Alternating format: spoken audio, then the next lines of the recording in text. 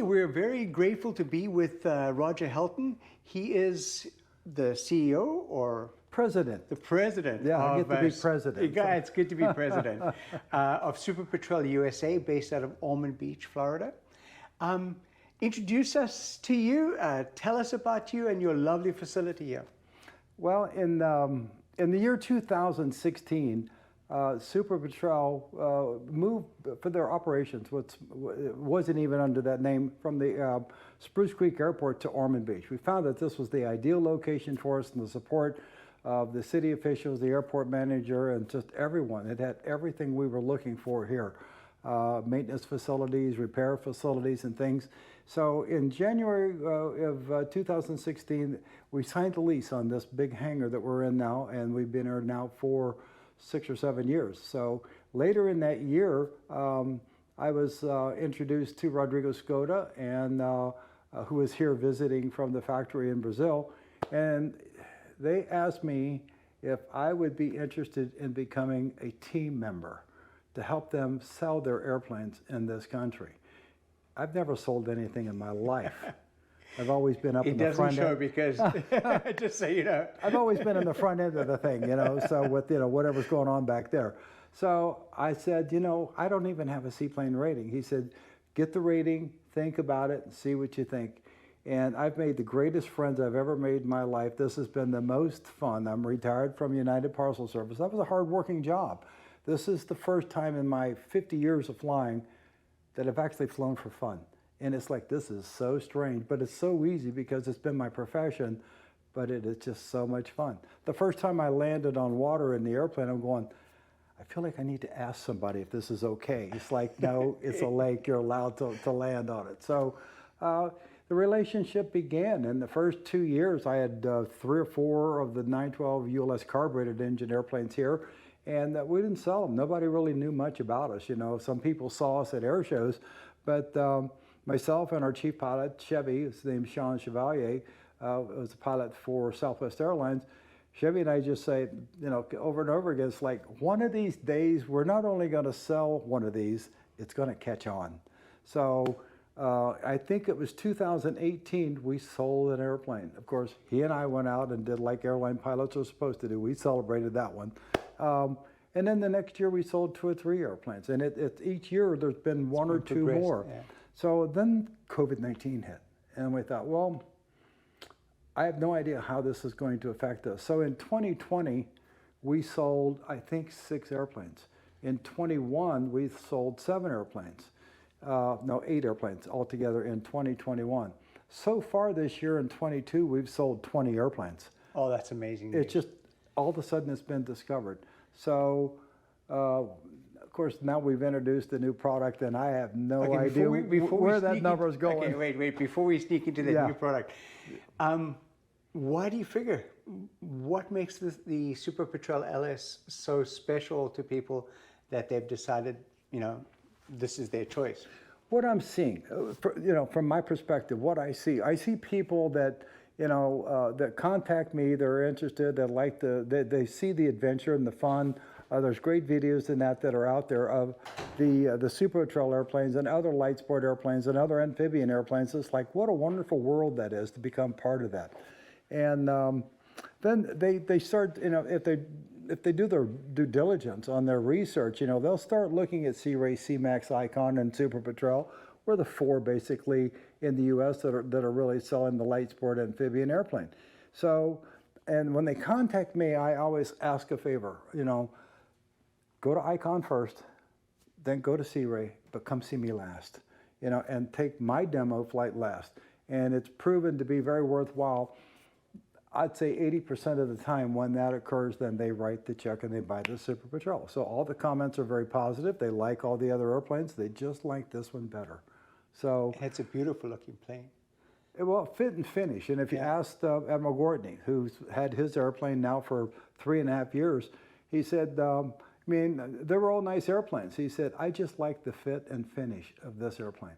So when they come from the factory, and we've got 2 brand new ones that just showed up today, you take a look at the paint, take a look at this finished product of a brand new airplane. Detail, yeah. And they're beautifully, the detail. It is craftsmanship. And it's the same craftsmen, in the most part, that have been building these airplanes now for 20 years. I'm about to receive number 50 and 51 here in the United States. Wow, that is amazing. Yeah, so we started with, I think, 4 or 5 airplanes in the U.S. By the end of this year, we'll have 51 of them here. That's fantastic. And now I know in the background we've been seeing this sleek, futuristic, almost like spacecraft of an aircraft. Yeah, tell us all about it. We want to know all the juicy details. We were given little itsy bitsy pieces of information over the last year from Rodrigo Skoda, the president of Skoda Aeronautica. Something was coming. And at the same time, our customers, the owners that we have now, you know, I hear from them. I'm in contact with these guys all the time. They become part of the Super Petrel family. And they say, boy, if you guys ever make an airplane with this Rotex 915, boy, let me know. I want one, I want one. And I just have to deny. But, you know, what's going on at Skoda, I think was maybe 2 years or so ago, 3 years ago, they bought a 915 engine. And they start with the engine, like we did with the 912 ULS. And we build the airplane around that engine. And that's exactly what went on here. So could we put the 915 in this current airplane? No. Did we want the 915? Absolutely, yes. The 912 has just been phenomenal. Everyone raves.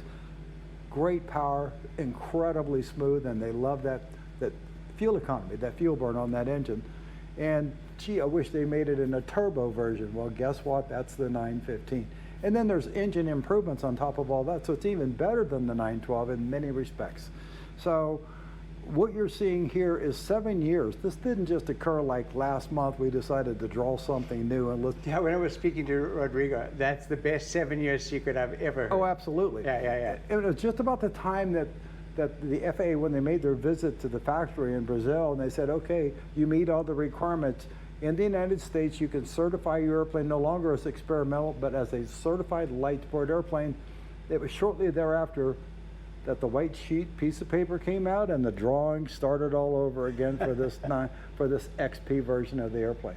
So everything, you know, that there's so many things that are part of this XP that has been feedback from here. We do the field testing for Skoda Aeronautica on the current LS version of the airplane, but so many of the things that we've asked for are already incorporated into this XP. That's amazing news. I think it's going to be, we'll see, we'll watch, but I love it. Let's just go with that. I won't make any predictions or anything, but from what I see, and you guys can see on the screen behind us, it's going to be something that's truly remarkable. The neat things that you first see is like, where's the doors? Well, there's not. It's a raising canopy now. This is structural. You can actually walk down the nose of the airplane. The shape of the hull and the keel, completely redesigned. The wings, myself and Rodrigo Skoda, you know, my favorite part of the airplane are the wings. That's completely different wings. That is not one. They're very stylish, yeah. And completely covered with Dacron material. The spars are still carbon fiber. There's no metal in the wing, very little, if there's any. The lights are now integrated into the wingtip, and there's no strobe lights sticking out on the edge. And the wing fuel, the fuel system's completely revised. The landing gear is electrically actuated but hydraulically operated, and it goes completely up inside the wing. If you might be able to see, there is a hump on the top wing, on the top of the lower wing. Yeah. That gives room then for the wheel to go completely up into the wing. So it cuts way down on drag, and it looks very sleek. And then I saw this 5-bladed propeller, and I'm going, this is a monster. So the 915 with 141 horsepower and a 5-bladed propeller, the performance we have right now on the LS version of the airplane is incredible compared to any of our competition. This is a completely different time zone when it comes to the competition. So we're very pleased with where this is going. The tail is shorter, the fuselage is longer, and one of the things, it's always been a hurdle.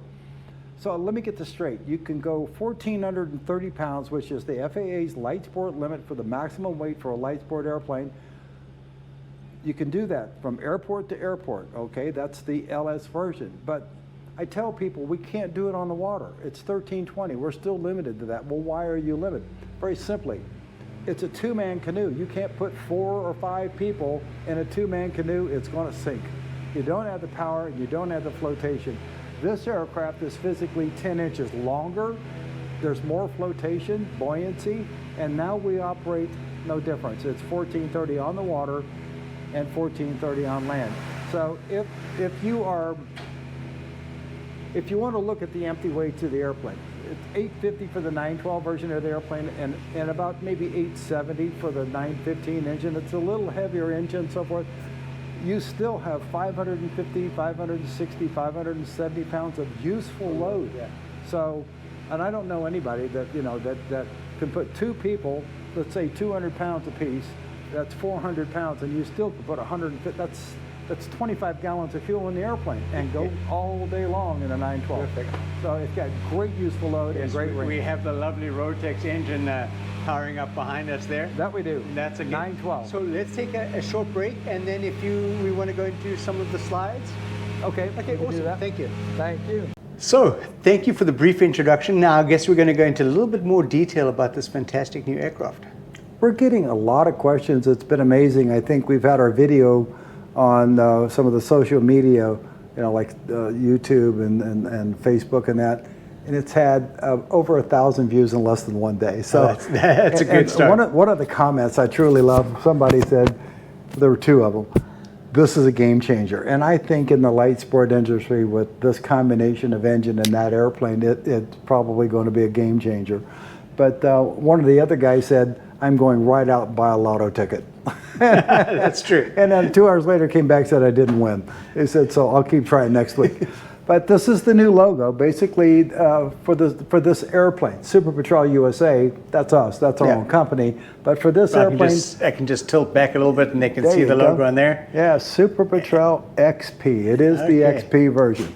So this is what we were looking at before. But what we really like to look at is the overall look at the airplane itself. So I was talking about there's a handholds to raise this canopy up. There's a NASA scoop here to allow air in, and then those adjustable air vents overhead. You get plenty of air that way.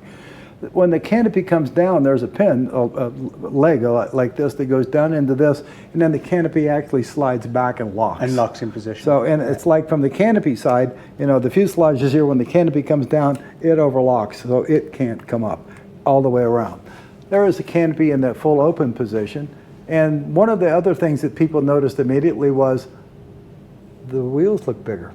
They are bigger. Okay. And retractable, of course, you know, with a switch that's in the cockpit, so it's right up front, right in front of you. And we've changed the other thing. One of the other things, we've had this end strut configuration between the upper and the lower wings. Now it's a V strut, so one of the struts is gone. So aerodynamically, there's been a tremendous amount of change. Look at the top This here. is the wing. And that is the wing on the airplane, and both wings are now tapered. Your ailerons are in your upper wing. It's a lower angle of attack.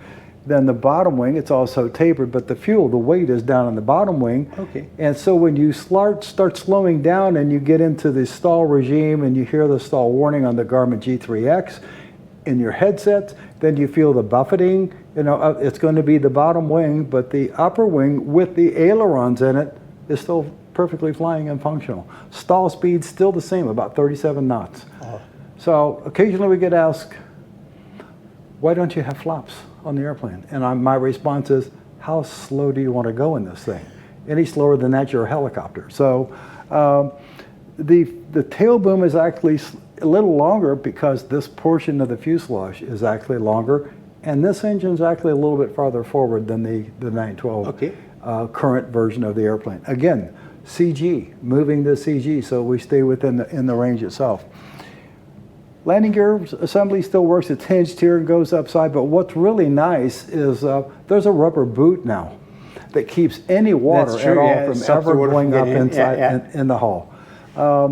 Another nice feature, you know, there is a ballast tank that's in the airplane, but if you're sitting on the lake, you've got a 3-position switch. You can get rid of water, do nothing with the ballast water, or you can add water to the ballast tank. It will suck it up through the nose gear areas right up in here. There's a screen, little mesh screen opening at a pump, and you can actually pump water into the ballast tank with a gauge on the G3X. You can see Oh, exactly how much can't water is wait in the to see ballast that. tank. Yeah. A lot of people like that Yeah. function. So the 915 is the only one that will have the 5-bladed propeller, and this air scoop that's on top is for the 915. It's a very hot, very powerful engine. That's an intercooler that helps keep the engine running cool. So there's a good side view. I love this part. Right now, you can order this airplane only in white because it's carbon fiber, so it's painted white. All of them are painted white at the factory, and it's because of the, the solar rays, and the effect that the sun has on carbon fiber materials. You can order these wheels in any color you want as long as it's red. True. So it's the only color. I remember that from the reveal. Yeah, it's like years ago with the any color you want, but as long as it was black, right? So for the cars, but you can see the difference in the tail boom being a little longer, and the wings are thinner than the other wings. When you get out toward the wingtip itself, it's actually thinner, unlike the current wings, and there's no more flare up with the wingtips though. So they come straight out. So to give you an idea what the wingtip looks like, that's the new lighting system. And it's so smooth. Yeah. They're beautiful. So it's all LED. So there's your strobe and there's your nav lights right there. And then up on the tail of the airplane, for the first time, now there's the white nav light up on the top of the vertical stabilizer on the rudder itself. So it's a good load. It's actually stronger, beefier main landing gear. The nose gear, one retracts, goes forward, and the main gear now goes completely up into the wing. And I think the next slide or so here. You can see the bulge, yeah. Yeah, you can actually see, well, we're going to take a look at the that's beautiful, a little too. interior headset storage here. And you can see here, this is where the pin, when it comes down. There's your locking mechanism for the canopy. Yeah. There's your eyeball vents for air. But I've had some people say, what is this? Well, if you're in the hangar here and you want to put water in your ballast tank before you go fly, because it was empty, you open the panel, you take the garden hose, and so you can add water here. Oh, that's fantastic. And if you're out on the ramp and you want to get rid of water, just throw the switch. It just puts it out on the ramp. So you're no longer dumping it down into the hull of the airplane. So it's a big improvement with that.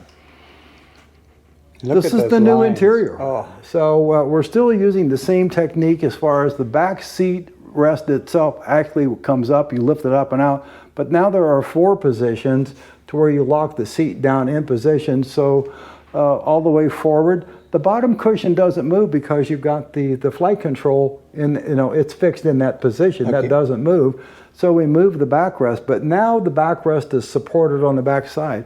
On the older airplanes, if you were all the way forward in what would be that position here, the backrest would then be sitting on that spongy cushion, and you would kind of be like in a rocking chair because there was really nothing supporting it underneath. Don't not any longer. chairs. Yeah, not any longer. The throttle is in the center position, single throttle. Either person can reach it. But dual flight controls there. And then all the rest of your gauges and everything are in the center itself.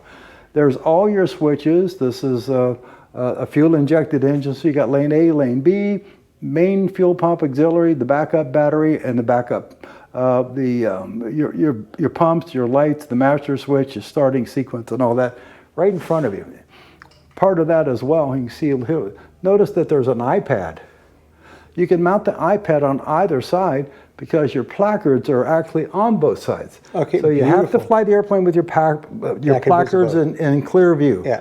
They're on either side, so either one you want to put an iPod on.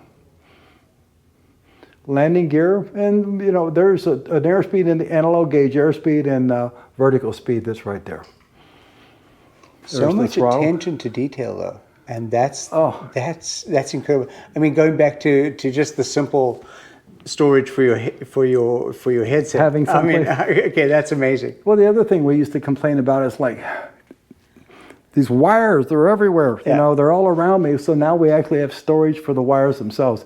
There's a fuel selector. It's important to note there with the Rotex, as you well know, if we select the left wing, we've got 2 header tanks in the airplanes, 2 complete separate fuel systems. Okay. So when you're on the left system, the return fuel that the engine's not using is going back into that left header tank. When you switch over to the right tank and you start using fuel out of the right header tank, return fuel goes back into the right header tank. See, attention to detail. All here to one. And to make this as foolproof as we can, in order to get to the off position, you have to pull this pin up to unlock it to go to the off position.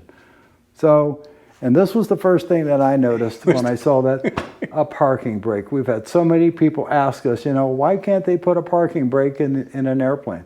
So the parking brake is there now. Excellent. Is there in position now. So headset storage.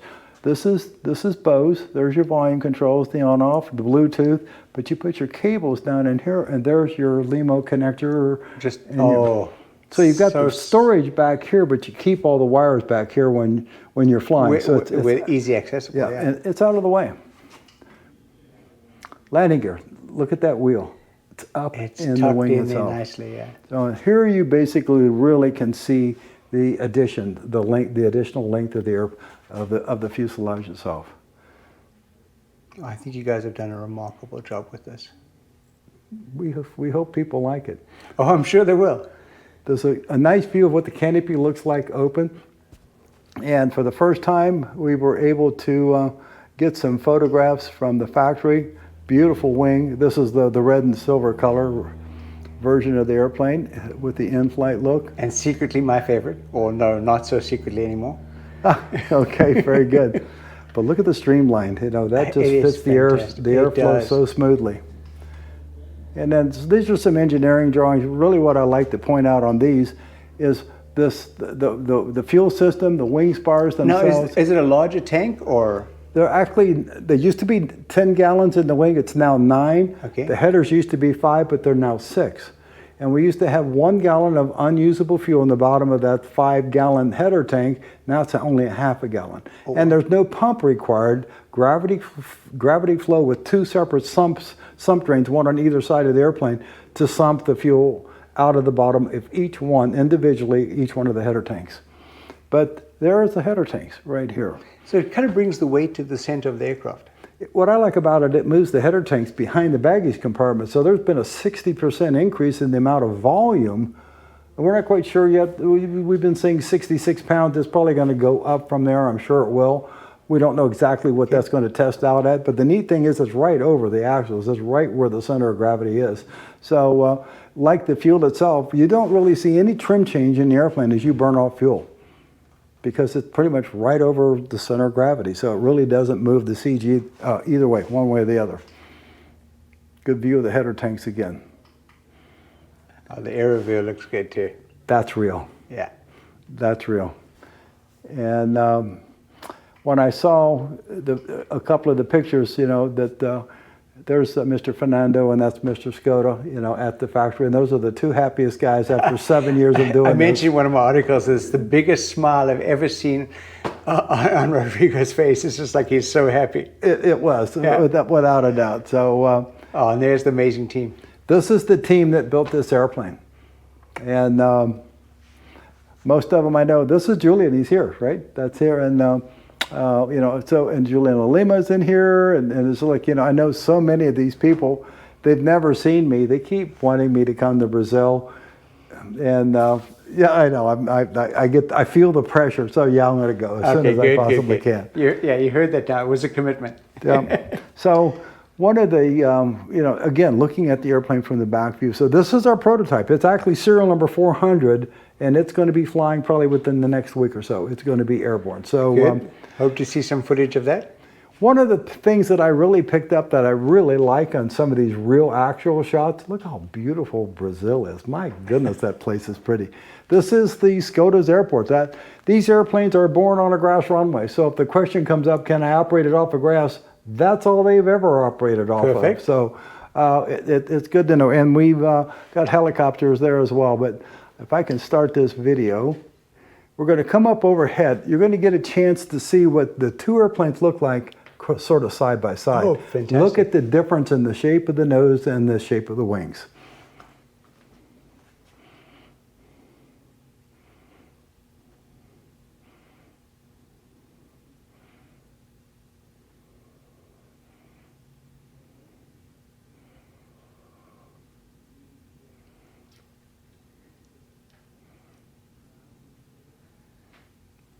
Oh, isn't that beautiful? But what's so nice is you can actually see the heritage still in it. Oh, absolutely. And it's something that's tried and true, and now it's refined.